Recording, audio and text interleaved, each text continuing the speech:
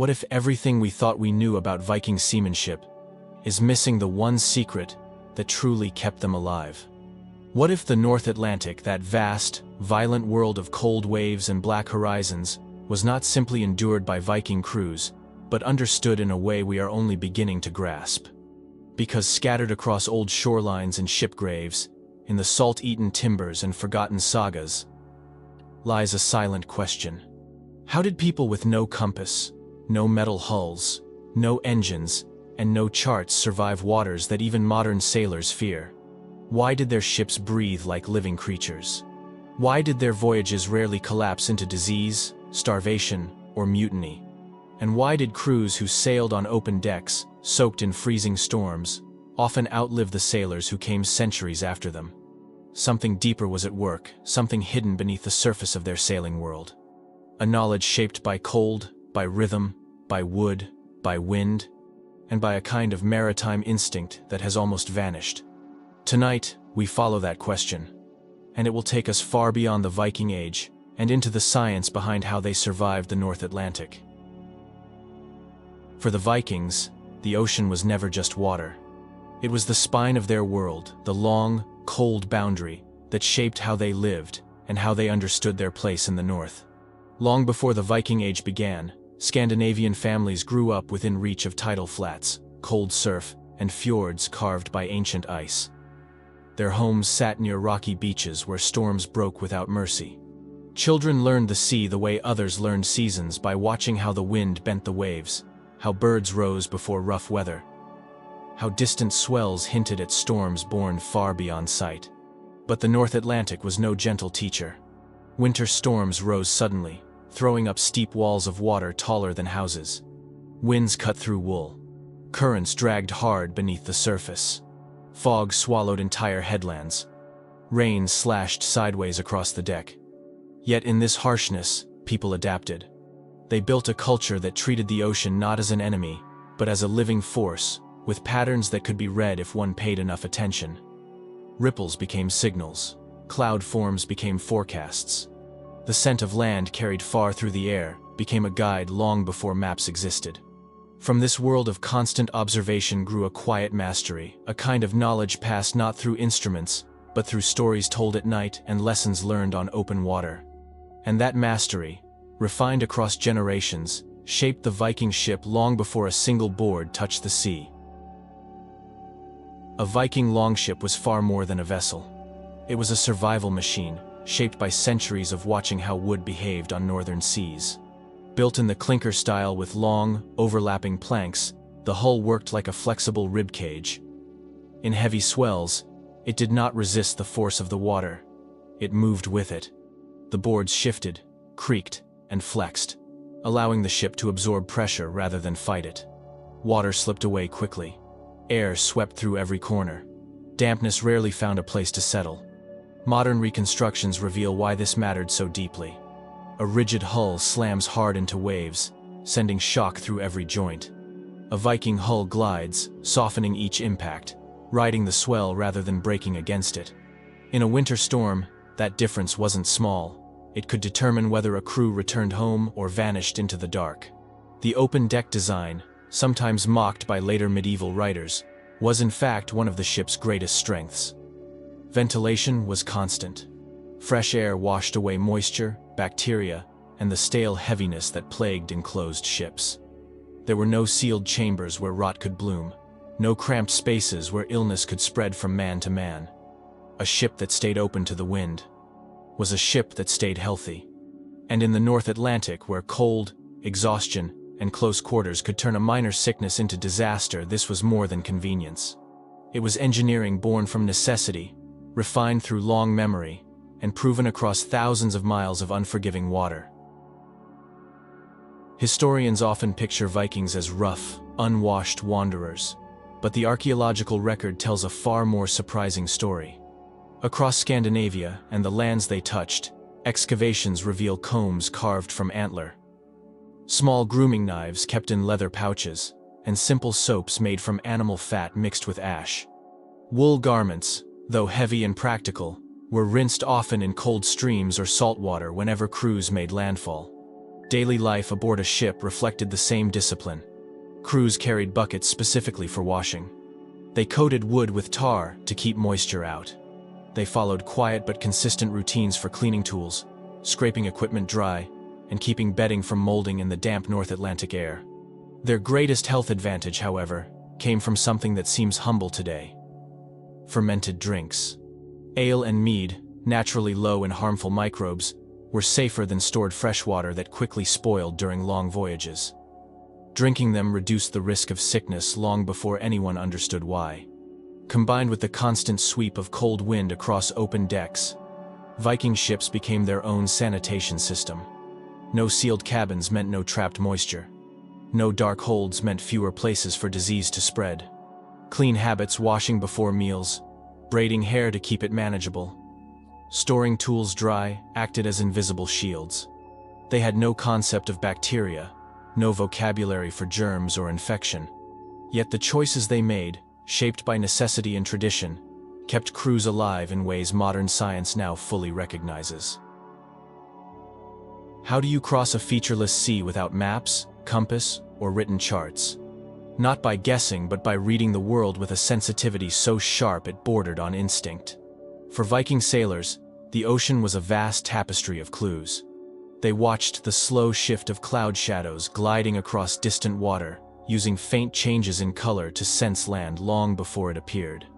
They studied the flight paths of seabirds, returning to their nests at dusk, knowing that birds rarely drift far from shore unless carried by storms. They measured the angle of long swells rolling in from remote weather systems, feeling their direction through the hull itself. At night, they memorized star paths the way others memorized prayers, learning how constellations moved through the northern sky at different seasons. Even the taste of seawater slightly fresher where rivers met the sea became a subtle cue. Some sailors carried sunstones, translucent crystals that split light and revealed the sun's position through overcast skies.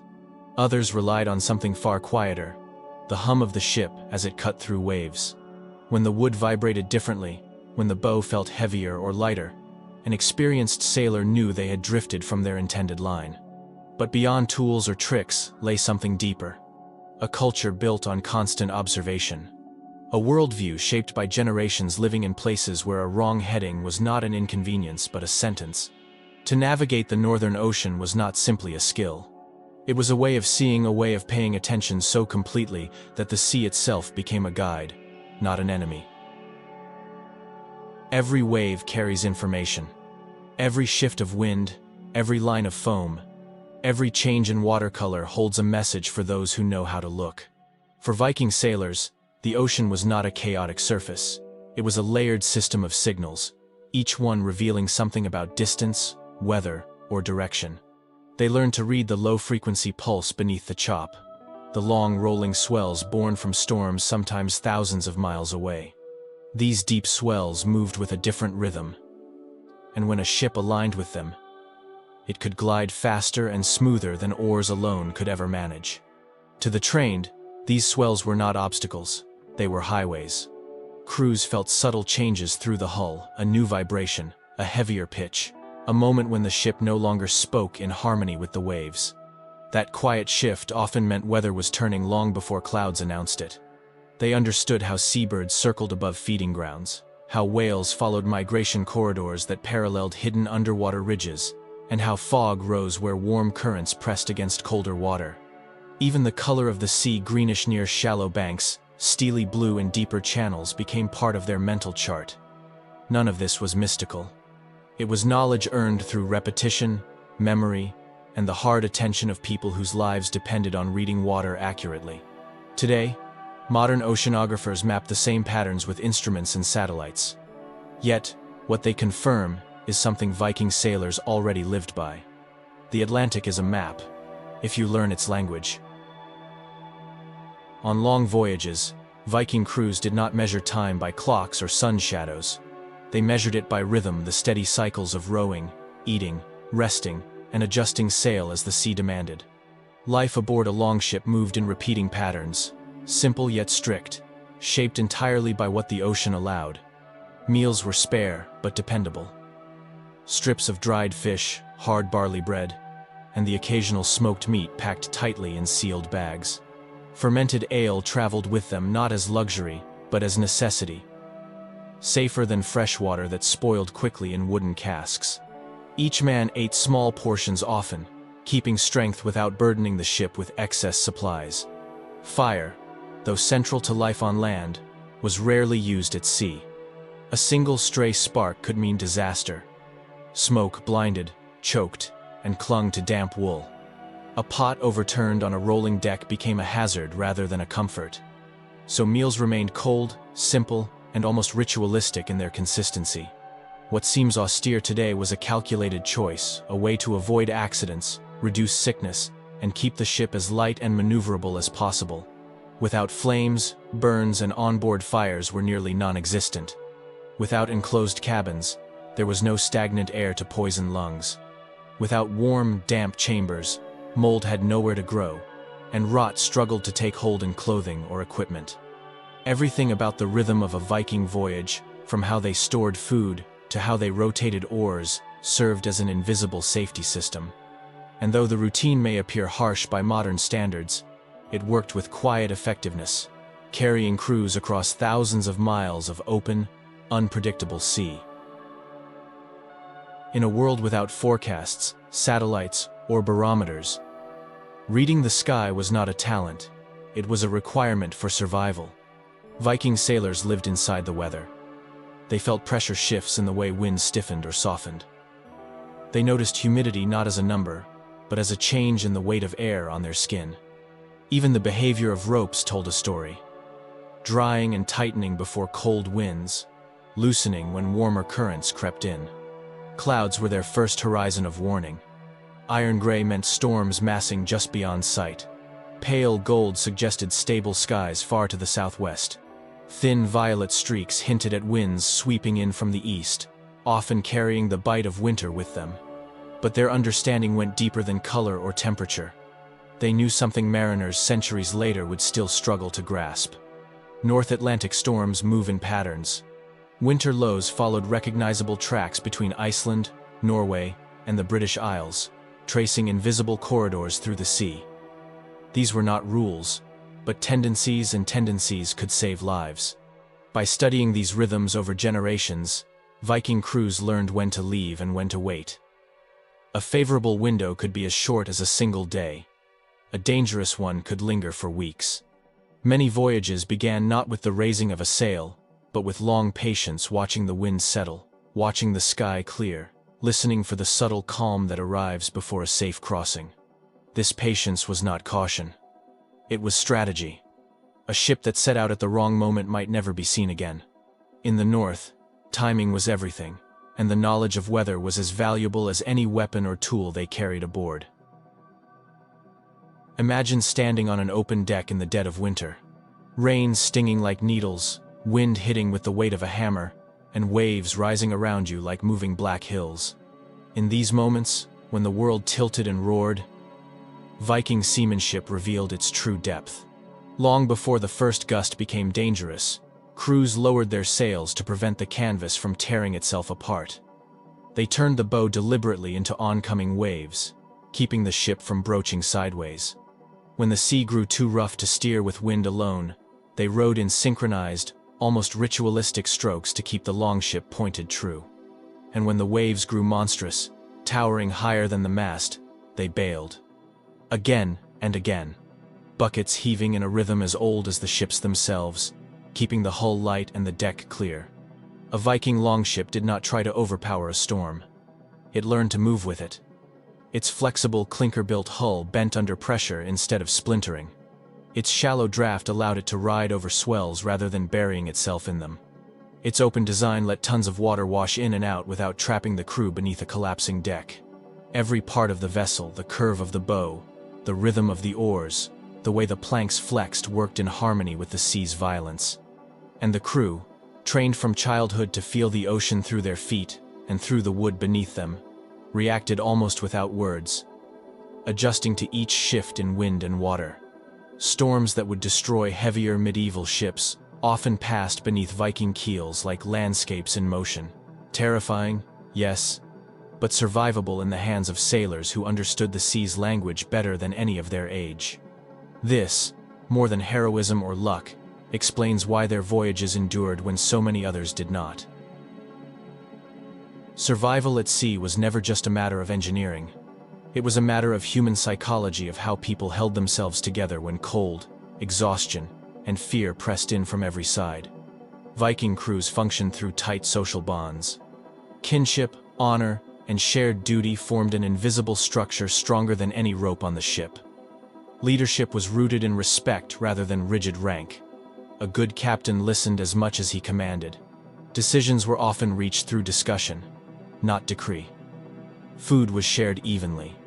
Work was divided fairly, not according to privilege, but according to need. This sense of fairness reduced conflict long before it could grow dangerous. It quieted fear. It kept the kind of internal chaos, mutiny, resentment, isolation that destroyed many medieval voyages from ever taking hold. And when tension inevitably rose, Viking crews had rituals to ease it. They sang rowing chants that unified breath and muscle. They joked to cut through moments of dread. They told stories in the dark, each voice rising slowly above the wind. Sometimes, they simply sat side by side, staring into the same endless sea, letting silence do the work of calming the mind. A ship was never just wood, nails, and iron. It was a moving community, a fragile but powerful network of people who relied on one another completely. On the open ocean, no one survived alone. And a community aligned in purpose, hardened by trust and shaped by shared hardship, becomes something more than a crew. It becomes a force stronger than any wave the North Atlantic could throw at them. The Vikings did not survive the North Atlantic because they were fearless. Fearlessness alone would have drowned them. They survived because they understood deeply, patiently, almost intuitively the elements that shaped their world. They understood wood, how it flexed and breathed with the sea. They understood wind, not as a force but as a voice that changed tone before it changed direction. They understood water, its weight, its rhythm, its hidden pull beneath the surface. They understood cold, and how it creeps into the body long before frost appears. They understood decay, and how to keep equipment alive in an environment that tried constantly to destroy it. They understood routine, discipline, and the fragile line between order and disaster when dozens of men shared the same narrow deck. Their science was not written in books. It lived in bone memory, passed quietly through generations, carried through fjords, and embedded in the very planks of their ships. It was preserved in the way a seasoned sailor lifted his eyes at the first hint of shifting wind, or how he placed his hand on the hull to feel what the waves were saying long before the sky darkened. The question that opened this journey, how did they survive, finds its answer here. They survived because their world taught them to listen.